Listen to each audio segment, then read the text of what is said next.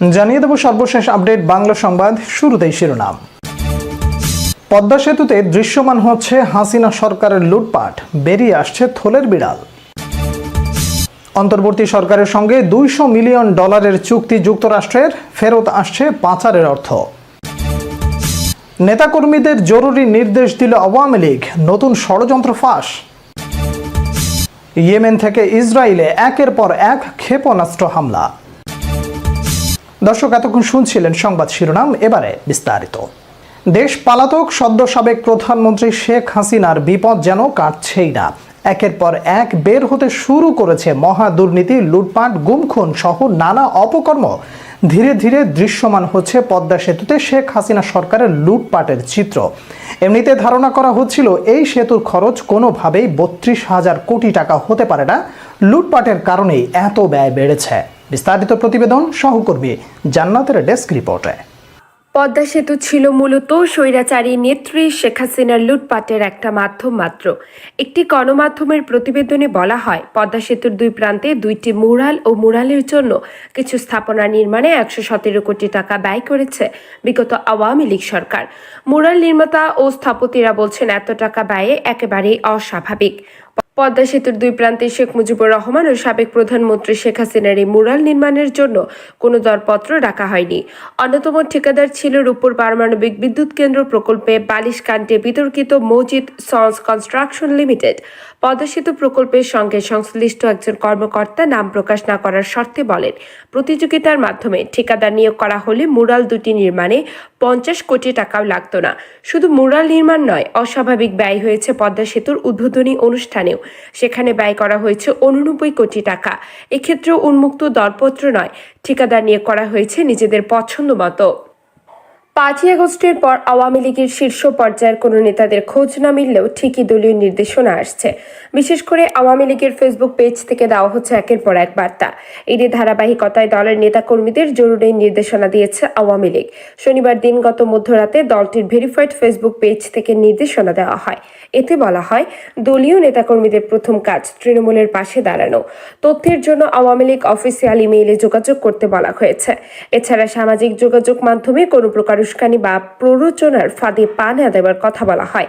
সারা দেশে জুলাই মাসের শেষ দিকে আগস্টের শুরু থেকে আওয়ামী লীগ ও সহযোগী সংগঠনের নেতাকর্মীদের উপর যত হামলা হয়েছে, ভাঙচুর, লুটপাট ও হত্যাকাণ্ড হয়েছে, সেগুলোর ছবি এবং ভিডিও টুইটার, ফেসবুক, ইউটিউবে প্রচার করতে বলা হয়েছে।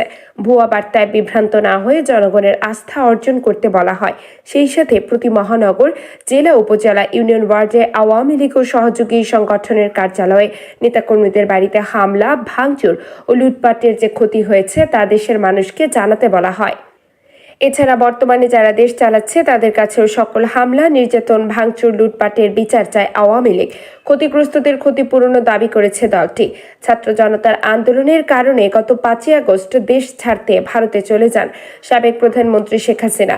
এরপরই আত্মগোপনে চলে যান দলটির শীর্ষ নেতারা। যদিও নিরাপত্তা বাহিনীর অভিযানে আটক হয়েছেন বাঘা বাঘা অনেক মন্ত্রী, এমপি। জাতিসংঘের 79তম সাধারণ অধিবেশন শুরু হয়েছে। এতে অংশ নেবেন বাংলাদেশের অন্তর্বর্তী সরকারের প্রধান উপদেষ্টা ডক্টর মোহাম্মদ ইউনূস। সাধারণ অধিবেশনে যোগ দেবেন ভারতের প্রধানমন্ত্রী নরেন্দ্র মোদীও। ওই সময় মোদীর সঙ্গে সাইড লাইনে বৈঠক হতে পারে ডক্টর মোহাম্মদ ইউনূসের। তবে তাতে ভারতের প্রধানমন্ত্রী এতটা আগ্রহী নন বলেই মনে করছেন বিশ্লেষকরা। এর কারণ কি? দুই দেশের সম্পর্কই বা কোন পথে যাচ্ছে? বাংলাদেশ ও ভারতের মধ্যকার সম্পর্ক এখন তলানিতে, এমনটাই বলছেন বিশ্লেষকরা। ছাত্র জনতার আন্দোলনের তোপে গত 5ই আগস্ট শেখ হাসিনা সরকারের পতনের পর এই বিরূপ সম্পর্কের শুরু। বিভিন্ন সংবাদ মাধ্যমের প্রতিবেদন মতে বর্তমানে শেখ হাসিনা ভারতে অবস্থান করছেন। তার বিরুদ্ধে শতাধিক মামলা রয়েছে। তাকে দেশে আনার ব্যাপারে অন্তর্বর্তী সরকার ইতিবাচক বার্তাই দিয়েছে। তবে ভারত তাকে ফেরত দেবে কিনা সেটাই বড় প্রশ্ন। এরই মধ্যে ভারতের প্রধানমন্ত্রী নরেন্দ্র মোদীর সঙ্গে অন্তর্বর্তী সরকারের প্রধান উপদেষ্টা ডক্টর মোহাম্মদ ইউনূসের বৈঠকের কথা চলছে। তবে এতে মোদি তেমন আগ্রহী নন বলেই মনে করছেন বিশ্লেষকরা। তারা বলছেন বৈঠকে শেখ হাসিনা প্রত্যর্পণ করার ব্যাপারে আলোচনা উঠতে পারে। এছাড়া সীমান্ত হত্যা নিয়েও আলাপ হতে পারে। এর জন্যই মোদি বৈঠক করতে চাচ্ছেন না। এ ব্যাপারে ওয়াশিংটনের দাবি। উইলসন সেন্টারের সাউথ এশিয়ান ইনস্টিটিউটের পরিচালক মাইকেল কুগেলম্যান সংবাদ মাধ্যম সাউথ চায়না মর্নিং পোস্টকে বলেন, দুজনের আলোচনায় সবচেয়ে বেশি গুরুত্ব পেতে পারে শেখ হাসিনার ভারতে অবস্থান। মোদি যদি বৈঠক করেনি তাহলে এই ইস্যুর সামনে পড়তে হবে। তিনি চাইলেও এড়িয়ে যেতে পারেন পারবেন না। সংবাদ মাধ্যম সাউথ চায়না মর্নিং পোস্ট বলছে, প্রাথমিকভাবে মনে হয়েছিল শেখ হাসিনা কিছুদিন ভারতে থেকে এরপর অন্য দেশে চলে যাবেন, কিন্তু যুক্তরাজ্য ও যুক্তরাষ্ট্রে যাওয়ার কোনো সুযোগ এখনো পাননি। এমনকি সংযুক্ত আরব আমিরাতেও যাওয়ার পথ খোলেননি। যত দ্রুত বৈঠক করা যায় ভারতের জন্য ততই ভালো বলে মনে করেছেন ঢাকা বিশ্ববিদ্যালয়ের আন্তর্জাতিক সম্পর্ক বিভাগের অধ্যাপক লুফার ইয়াসমিন। অন্তর্বর্তী সরকারের সঙ্গে যুক্তরাষ্ট্র $200 মিলিয়ন একটি চুক্তি স্বাক্ষর করেছে বলে জানিয়েছেন USAID-এর প্রতিনিধি অঞ্জলি কর। রোববার সেপ্টেম্বরে অর্থ উপদেষ্টা ডক্টর সালেউদ্দিন আহমেদের সঙ্গে বৈঠক শেষে তথ্য জানান তিনি। অঞ্জলি কর বলেন, বাংলাদেশের উন্নয়নে অন্তর্বর্তী সরকারের অগ্রাধিকার খাতে $200 মিলিয়ন সহায়তা দেবে যুক্তরাষ্ট্র। ঢাকায় সফররত যুক্তরাষ্ট্রের অর্থ বিভাগের সহকারী সেক্রেটারি ব্রেন্ট নেইমেন ও পররাষ্ট্র দপ্তরের অ্যাসিস্ট্যান্ট সেক্রেটারি ডোনাল্ড রোর সঙ্গে অর্থ উপদেষ্টা সালেউদ্দিন আহমেদের বৈঠক শেষে চুক্তি স্বাক্ষর হয়। সাবেক জনপ্রশাসন মন্ত্রী মেহেরপুর 1 আসনের সাবেক সংসদ সদস্য ফরহাদ হোসেন গ্রেপ্তার করেছে র্যাব। রাতে তাকে রাজধানীর ইস্কাটন এলাকা থেকে গ্রেপ্তার করা হয়েছে। পরে তাকে আদাবর থানা পুলিশের সোপর্দ করা হয়েছে। ফরহাদ হোসেনের গ্রেপ্তারের বিষয়টি নিশ্চিত করেছেন র্যাব সদর দপ্তরের লিগ্যাল অ্যান্ড মিডিয়া উইংয়ের সহকারী পরিচালক এএসপি আনম ইমরান খান। ডনের প্রতিবেদনে সেরে উঠেছে বাংলাদেশ সম্পর্ক স্থাপনের নতুন সুযোগ পাকিস্তানের। ছাত্র জনতার তুমুল বিক্ষোভের মুখে গত 5 আগস্ট প্রধানমন্ত্রীর পদ থেকে ক্ষমতাচ্যুত হন শেখ হাসিনা। সেই দিনই হাসিনা সামরিক হেলিকপ্টারে করে ভারতে পালাতে বাধ্য হন। ছাত্র নেতৃত্বাধীন বিক্ষোভের উপর তৎকালীন সরকার যে হিংসাত্মক দমন পীড়ন চালিয়েছিল এবং এতে হাজারের বেশি নিহত হয়েছে, সেই সবের প্রভাব থেকে বাংলাদেশে ধীরে ধীরে সেরে উঠেছে।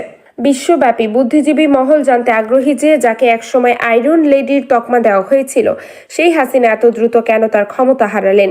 2009 সাল থেকে হাসিনা বাংলাদেশকে স্বৈরাচারীর মতো শাসন করেছেন, সকল বিরোধী দলকে বেপরোয়াভাবে দমন করেছেন। শেখ হাসিনা আমলে বহুদলীয় গণতন্ত্রের অবক্ষয় ও একদলীয় শাসন চাপানোর প্রচেষ্টা নিয়ে দেশে যে ব্যাপক উদ্বেগ ছিল, তার ক্ষমতাচ্যুতির পর সেটির অবসান হয়েছে। এটি অবশ্যই বাংলাদেশের জনগণের মুহূর্ত। অনেকেই এই পরিবর্তনকে বর্ণনা করতে মনসুন রেভলিউশন শব্দ ব্যবহার করছে। তবে এই পরিবর্তন স্থায়ী হবে কিনা এবং শিগগিরই দেশে রাজনৈতিক স্থিতিশীলতা ফিরে আসবে কিনা তা এখনো স্পষ্ট নয়। হাসিনার দল আওয়ামী লীগ তাদের বিশাল আস্থার জায়গা হারিয়েছে, তবে ধর্ম নিরপেক্ষতার প্রতিনিধিত্ব করে এমন দোহাই দিয়ে তারা ফিরে আসার চেষ্টা চালাবে। পররাষ্ট্র নীতিতে হাসিনা ভারতীয় আধিপত্যের কাছে আত্মসমর্পণ করাকে বেছে নেন, যেটি মুক্তিপ্রেমী বাংলাদেশের জন্য ছিল শ্বাসরুদ্ধকর। বর্তমানে বাংলাদেশে ভারতের প্রভাব সংকুচিত হয়েছে, কিন্তু এটা স্পষ্ট যে ভারত তার প্রভাব রক্ষার সর্বাত্মক প্রচেষ্টা করবে। এখন ভারতের নেতাদের চ্যালেঞ্জ হচ্ছে তারা কিভাবে তাদের দেশে হাসিনার উপস্থিতির পরিস্থিতি সামলাবেন। যতদিন তিনি দিল্লিতে অবস্থান করবেন, ততদিন ঢাকার সঙ্গে সম্পর্কের উন্নতির সম্ভাবনা হওয়া কম।